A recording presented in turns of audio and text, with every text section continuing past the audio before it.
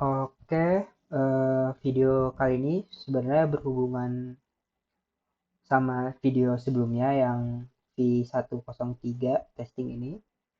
Sebenarnya lebih ke arah video ini akan menjadi perjalanan saya meredesain apa yang saya lakukan di video ini.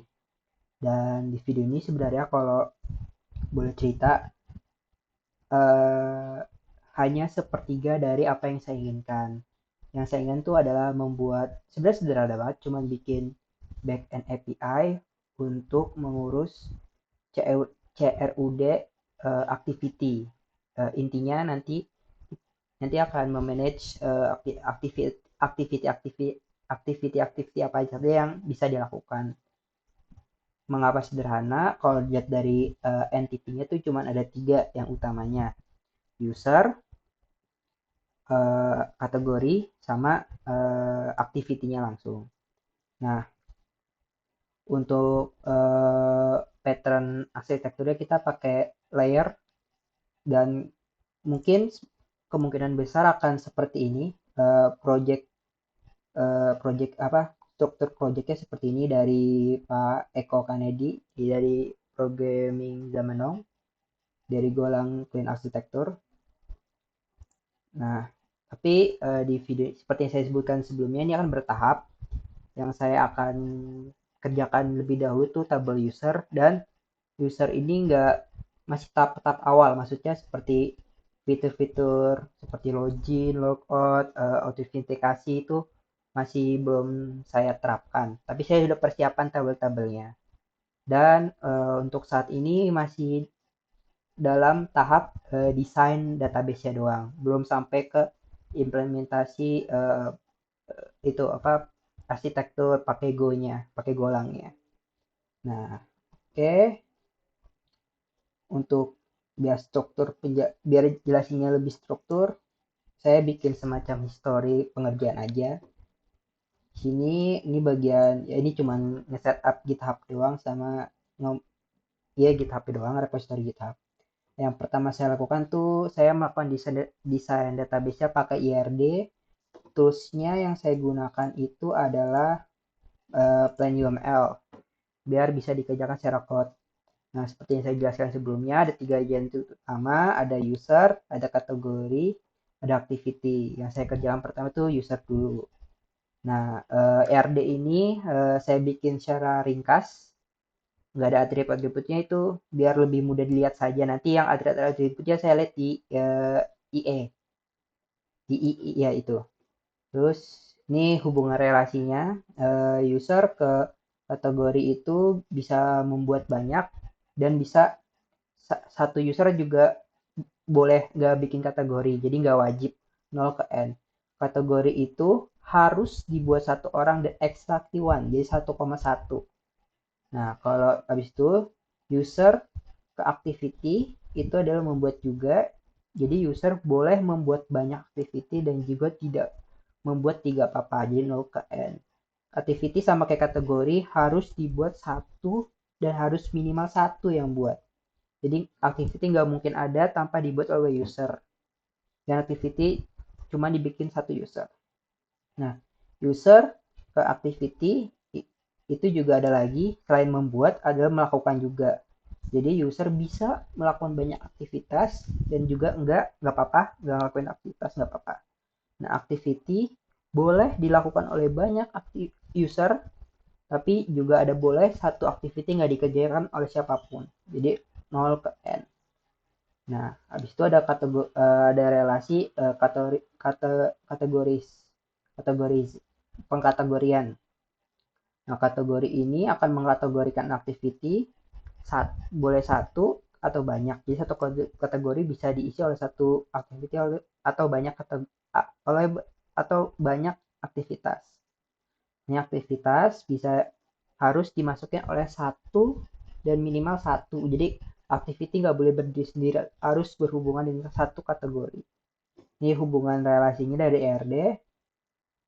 Kemudian, nah untuk atributnya, saya sebenarnya melakukan dulu di spreadsheet untuk biar gampang aja. Ini saya udah bikin beberapa kolom-kolom yang mungkin akan dipakai, tapi ini untuk kategorinya ada seperti ini, ada not nula, objektifnya buat apa tuh kolomnya saya udah bikin. Nah, karena saya baru ngerjain user, jadi baru user doang yang udah dikasih warna. Yang hijau ini udah saya terapin, tapi ada yang kuning belum. Nah, kuning ini nih maksudnya eh, perlu ada pengerjaan khusus atau nggak perlu banget untuk tahap-tahap awal seperti ini nih misalnya Instagram bla bla bla sosmed ini, karena kalau untuk alasan yang sosmed ini, kalau berdasarkan teori desain database kan ada normalisasi, jadi ini sebenarnya bisa dipisahin dari tabel user, jadi diturunin lagi, jadi sebenarnya bisa dipisah di tabel tersendiri.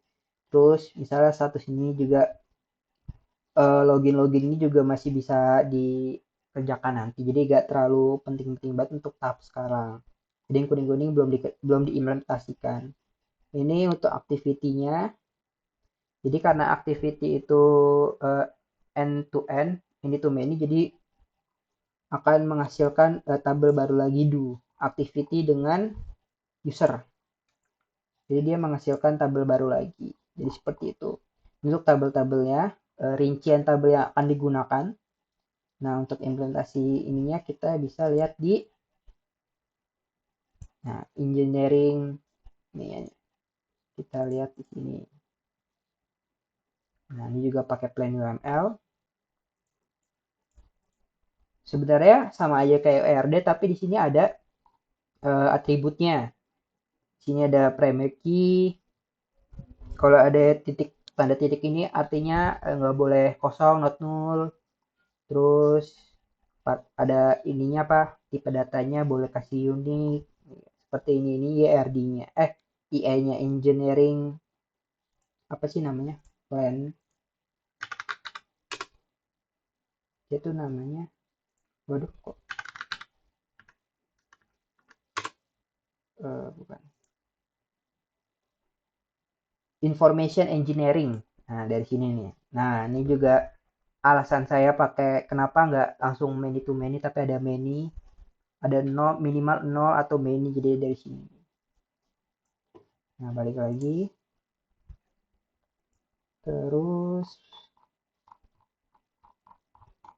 balik. Saya udah desain ERD atau engineering, information engineering-nya. Saya melakukan setup database-nya dengan menggunakan migration. Di sini saya bikin migration. Ini untuk down-nya, untuk menghapus tabelnya. Ini untuk bikin tabel database-nya. Di sini saya pakai Postgres. Jadi untuk auto increment-nya dan integernya pakai langsung serial gitu. Username harus bersifat unik. Nah, untuk email dan font ini dibikin 225 karena akan dilakukan proses enkripsi, dan proses enkripsi itu kan untuk menghindari resiko panjangnya data hasil enkripsi, jadi dibikin mentok aja 2255. Ini ada kunci, kalau enkripsi kan butuh kunci, jadi kuncinya juga disimpan seperti ini. Terus gendernya di sini nanti saya setting true itu laki-laki. Lalu oh ya, ini deleted add ini gunanya untuk menambah fitur soft delete. Jadi untuk menghindari salah delete di kemudian hari, jadi sistem delete di sini kita pakai soft delete. Jadi setiap kita mau delete record atau data user tertentu, kita tinggal kasih aja nih delete add-nya kapan. Jadi nanti kalau mau di select, cari aja yang delete select-nya tuh yang kosong, masih kosong gitu. Kalau delete add-nya masih ada, berarti itu udah pernah di delete gitu. Jadi lebih aman.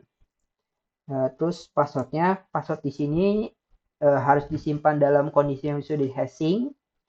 Jadi berbeda sama enkripsi, hashing ini uh, one to one to way, pokoknya tidak bisa dibalikin lagi. Kalau di enkripsi kan bisa enkripsi di deskripsi, kalau di hashing tuh nggak bisa, jadi cukup, jadi dia kuncinya atau ya nggak ada kuncinya, jadi cuma satu arah doang. Dan untuk uh, proses hashing ini kita pakai pakai ini mana ya? Pakai algoritma ini Argon 2. Bagaimana saya menentukan Argon 2 tuh karena saya tidak mempelajari security lebih mendalam, saya nanya ChatGPT aja apa yang lebih baik secara performa dan kalkulasinya nggak begitu berat gitu. Jadi kita pakai Argon 2. Nah, hashing ini nggak cuma Argon 2 doang, saya tambahin juga pakai salt password gitu ditambah kode unik dan paper. Paper ini sebenarnya sama seperti salt, tapi paper ini adalah kode unik yang disimpan di sistem. Jadi misalnya database yang kita dihack atau bocor, eh, penyerang attacker gak bisa langsung bisa akses karena ada kode unik yang disimpan di database, itu misalnya ada yang bisa ditaruh di sistem environment, ada yang bisa kalau ini saya biar gampang saya taruh di config aja gitu. Mana ya, config. Nah, ini di file config seperti ini. Balik lagi. Nah, udah ini kurang lah. Oh ya, enkripsinya saya pakai algoritma AES AES 25 GCM. Kalau ditanya lagi kenapa pakainya, saya juga nggak begitu ahli, masih belajar juga, jadi minta rekomendasi yang baik aja. Terus untuk oh ya, kan kalau tadi kan enkripsi pakai keynya di sini saya pakai generate aja. Generate ini dari ini juga sama seperti salt juga pakai generate random karakter aja. Ukurannya bisa dilihat dari sini sih. Nah, kalau SAS itu 16, kalau saya cari di internet, ini sesuai dengan kebutuhan dari algo hashing yang kita pakai, itu Argon 2. Jadi seperti ini. Kalau ini nih, ini adalah parameter-parameter yang dibutuhkan untuk memanggil fungsi Argon. Ini semua default. Key-nya 32 juga default. Nah, ini paper key-nya. Terus AE26GCM kita pakai kuncinya sepanjang 32 karena 2 pangkat 32 tuh 256. Pokoknya ada hubungannya. Ini udah default rekomendasi ukuran kunci. Terus ada nonce itu untuk kebutuhan GCM-nya juga ukurannya 12. Terus, nah ini udah dibikin create tabelnya. Terus saya bikin migration juga untuk simulasi datanya. Ini simulasi datanya, saya insert 2 aja, pakai 3 pakai transaction. Yang pertama ini semua data diisi, walaupun boleh kosong saya isi semua, dan saya udah masukin kode kayak email ini udah di enkripsi. Jadi sebelum saya bikin migration simulasi, saya juga bikin fungsi-fungsi Go biar gampang ke depannya. Jadi saya udah bikin dulu ini enkripsinya. Ini fungsi enkripsinya. Ini untuk ngambil config-nya, variable config-nya di deskripsinya. Terus ini generate key-nya sama kayak salt. Ini salt. Nah, ini untuk kan saya ada kolom slug untuk kepentingan SOE biar gampang aja gitu. Jadi ada slug-nya gitu. Dan ini slug ini dia bikin dari nama depan ditambah nama belakang. Terus hashing-nya pakai Argon. Ini ngambil config-nya. Ini ada salt bla bla. Pakai oh ya. Manajemen konfigurasinya saya pakai dari package new Viper. Ini config name-nya bla bla bla. Terus Argon balik lagi. Ini untuk hashing-nya, untuk verifikasi data hashing-nya. Balik lagi. Jadi sebelumnya email biasa saya enkripsi hasil seperti ini, terus data ininya juga key-nya juga saya simpan di sini biar gampang. Font dan key juga. Oh ya, kan enkripsi ini butuh dua, sebenarnya ada dua data, dua semacam token ya gitu, semacam random key-nya gitulah, key-nya sendiri sama nonce. Nah, nonce ini juga bersifat unik, jadi yang disimpan di sini adalah gabungan kunci sama nonce-nya, jadi digabung. Terus ini juga sama seperti yang sebelumnya, lengkap semua dan juga udah di enkripsi dan di hashing juga nih passwordnya. Dan ini kan current password sama before passwordnya jadi sama untuk inisialisasi awal. Habis itu ini adalah saltnya gitu. Karena untuk memverifikasi hashing kita juga butuh informasi saltnya. Terus ini kita coba insert data, tapi untuk yang eh, ada ada ketentuan not null aja gitu. Jadi yang null kosongin aja. Udah, klik lagi. Setelah melakukan migrasi setup table dan simulasi data user, terus saya bikin, nah ini Viper-nya, kita juga pakai manajemen config-nya pakai Viper. Ini, terus kita generate password hashing-nya kita pakai Argon, package Golang juga Argon. Enkripsi emailnya kita sama file-nya kita pakai enkripsi AS256GCM dari package Golang juga. Terus kita bikin ini untuk biar kedepannya gampang, kita bikin kode untuk generate slug. Terus setelah kita bikin dummy datanya, saya bikin semacam skenario skenario berbasis bisnis logic ya gitu. Jadi kebutuhan dari kliennya tuh apa aja sih untuk yang bisa dipanggil. Nah, saya bikin dari SQL aja biar mudah. Jadi seperti ini. Jadi berdasarkan sudut pandang kebutuhan klien. Jadi kita ngebayangin request kita klien tuh minta apa dan responnya apa aja sih yang bisa kita kasih. Jadi seperti itu. Nah, untuk karena saya bilangnya skenario, tapi ini sebenarnya skenario yang positifnya dulu. Nanti yang negatif itu tinggal dari kebaikan negatifnya. Misal kita minta update password, tapi kita nggak ngasih password yang lama gitu, misalnya kan itu negatifnya gitu. Nah, seperti yang saya jelaskan sebelumnya, ini belum ada fitur login, jadi belum ada autentikasi. Jadi kalau misalnya kita mau select data, tapi belum ada autentifikasinya, jadi nggak apa-apa gitu.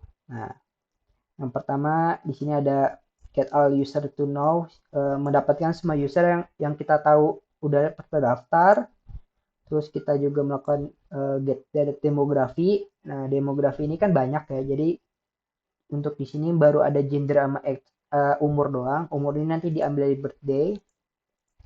Terus ini kita bisa ngepost bikin new user dengan complete data. Jadi semua data harus diisi.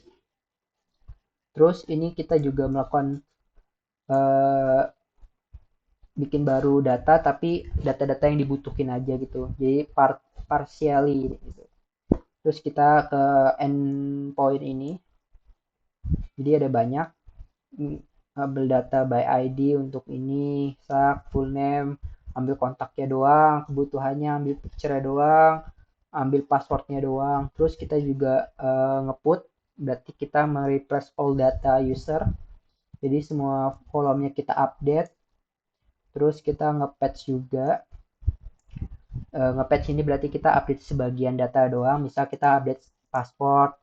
Nah, untuk update ini saya bikin dua kolom petanda. Jadi ada update at itu untuk tahu kapan record ini akan diupdate, dan ada lagi last update pass at.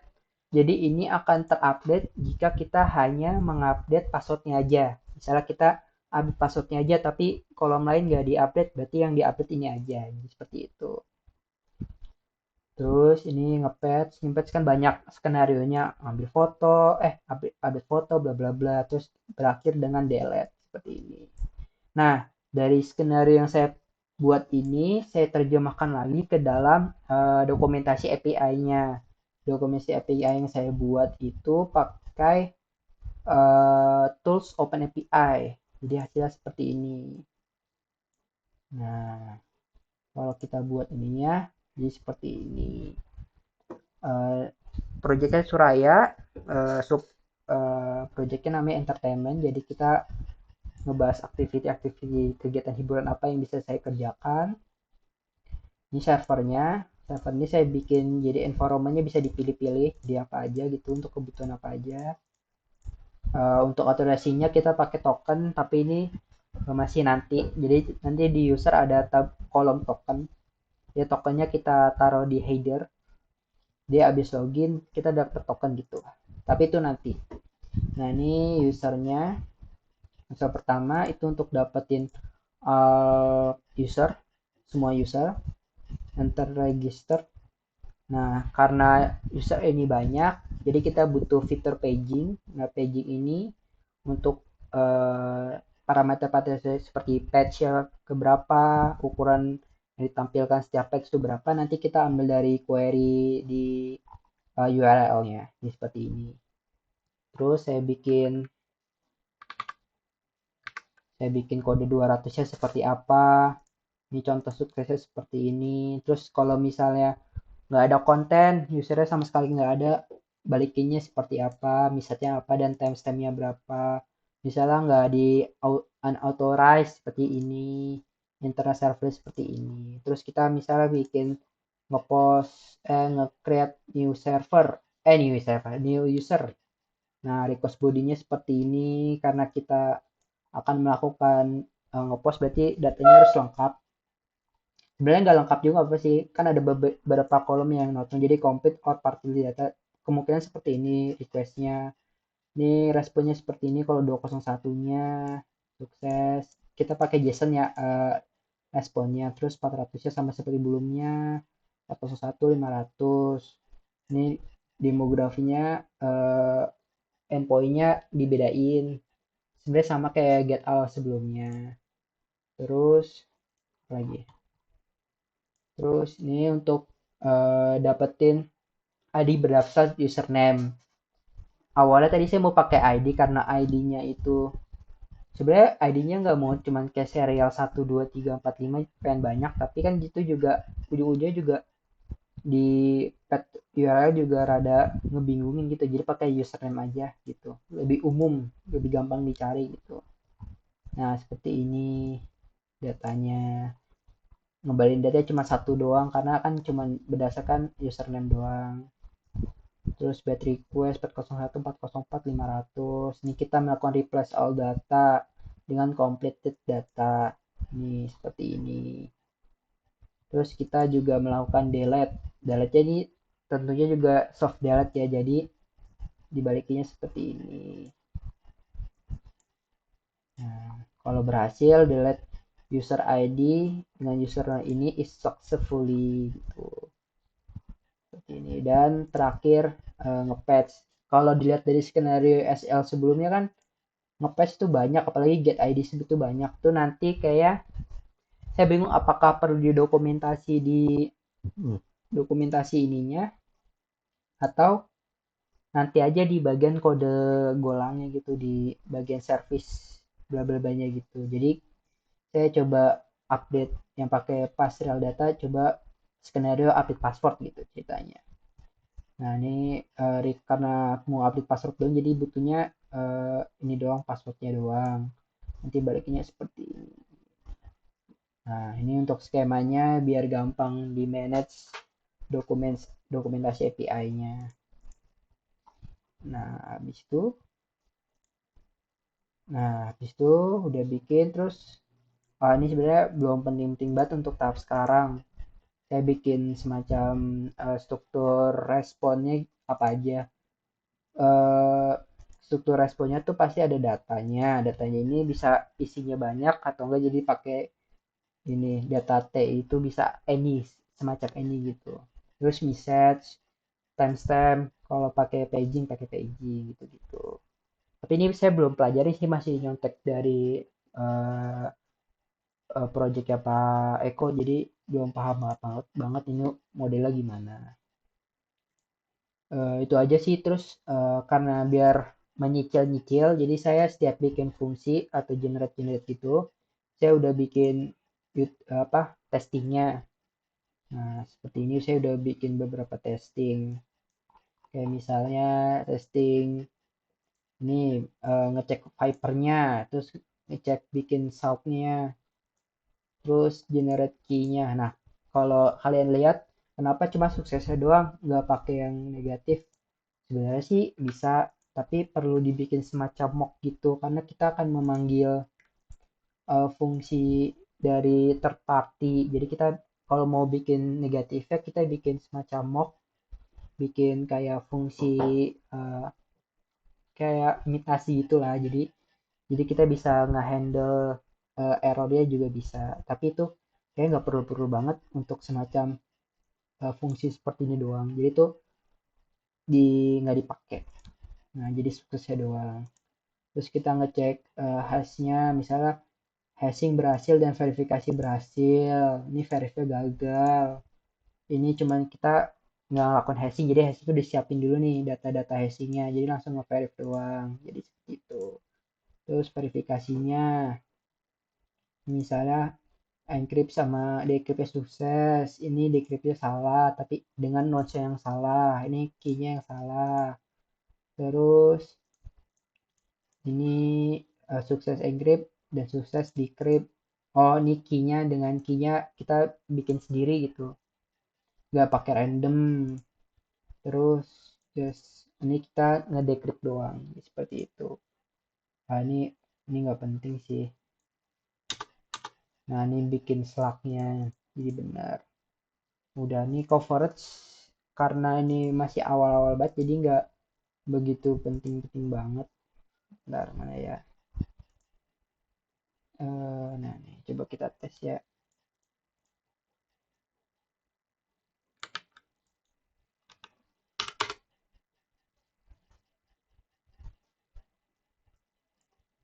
Nah tuh kayaknya karena masih fungsi-fungsi ini doang dia nggak kebaca gitu ya, berapa persen data yang kepakai. Saya juga bingung kenapa nggak kebaca ya. Ini kalau dibikin HTML-nya, ini kita open 5 stepper. Nah tuh no coverage slow. Udah nanti kalau udah di project udah diimplementasiin layered arsitektur mungkin udah kebaca. Oh ya, kenapa usernya saya ininya nanti-nanti aja. Soalnya kalau saya pernah nyari nih di web ini, user tuh sebenarnya bisa dibikin sangat-sangat kompleks gitu. Jadi misalnya role-nya dibikin tabel lagi, gendernya dibikin pisah lagi, passwordnya dipisah lagi, kontaknya dipisah lagi. Jadi untuk sekarang usernya masih sangat-sangat simple, jadi kayak gitu dulu. Nanti kedepannya akan kalau ada kebutuhan-kebutuhan yang lebih lanjut, misalnya role gitu kan bisa ditambahin, sosmed ditambahin, gitu nanti-nanti aja. Penting user kelar dulu. Jadi nextnya adalah mengimplementasiin arsitektur itu kemungkinan pakai GOM. Itu aja sih di video ini. Terima kasih.